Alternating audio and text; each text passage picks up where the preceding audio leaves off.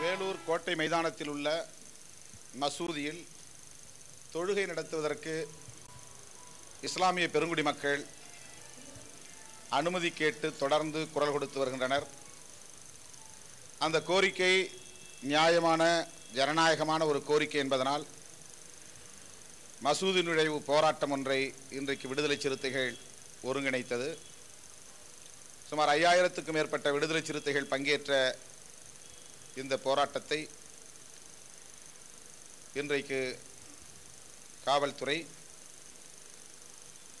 அனுமதிக்க மறுத்ததனால் ஆயிரக்கணக்கானோர் கைது செய்யப்பட்டிருக்கிறார்கள்.